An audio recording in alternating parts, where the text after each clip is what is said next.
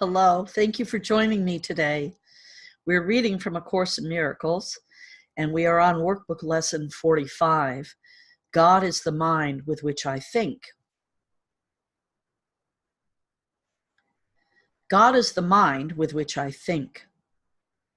Today's idea holds the key to what your real thoughts are. They are nothing that you think, just as nothing that you think you see is related to vision in any way. There is no relationship between what is real and what you think is real. Nothing that you think are your real thoughts resemble your real thoughts in any aspect. Nothing that you think you see bears any resemblance to what vision will show you. You think with the mind of God. Therefore, you share your thoughts with Him as He shares His with you. They are the same thoughts because they are thought by the same mind. To share is to make alike or to make one. Nor do the thoughts you think with the mind of God leave your mind, because thoughts do not leave their source. Therefore, your thoughts are in the mind of God, as are you. They are in your mind as well, where He is. As you are a part of His mind, so are your thoughts a part of His mind. Where then are your real thoughts? Today we will attempt to reach them. We will have to look for them in your mind because that is where they are. They must still be there because they cannot have left their source. What is thought by the mind of God is eternal, being part of creation. Our 3 5-minute practice periods for today will take the same general form that we have used in applying yesterday's idea. We will attempt to leave the unreal and seek for the real. We will deny the world in favor of truth. We will not let thoughts of the world hold us back. We will not let the beliefs of the world tell us that what God would have us do is impossible. Instead, we will try to recognize that only what God would have us do is possible. We will also try to understand that only what God would have us do is what we want to do. And we will also try to remember that we cannot fail in doing what He would have us do. There is in every reason to feel confident that we must succeed today. It is the will of God. Begin the exercises for today by repeating the idea to yourself, closing your eyes as you do so. God is the mind with which I think.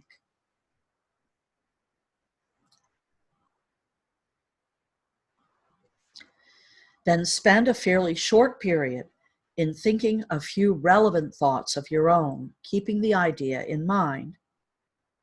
After you have added some 4 or 5 thoughts of your own to the idea, repeat it again and tell yourself gently, my real thoughts are in my mind.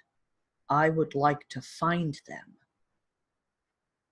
Then try to go past all the unreal thoughts that cover the truth in your mind and reach to the eternal.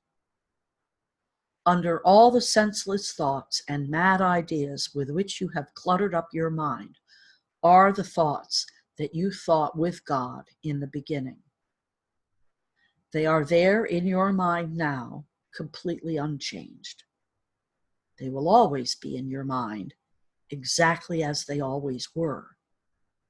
Everything you have thought since then will change, but the foundation on which it rests is wholly changeless. This is the foundation towards which the exercises for today are directed. Here is your mind joined with the mind of God.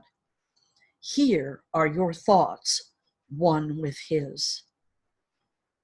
For this kind of practice, only one thing is necessary: Approach it as you would an altar dedicated in heaven to God the Father and to God the Son.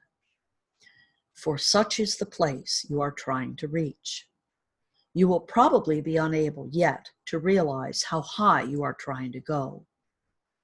Yet even with the little understanding you have already gained, you should be able to remind yourself that this is no idle game, but an exercise in holiness and an attempt to reach the kingdom of heaven. In shorter exercises for today, try to remember how important it is to you to understand the holiness of the mind that thinks with God. Take a minute or two as you repeat the idea throughout the day to appreciate your mind's holiness.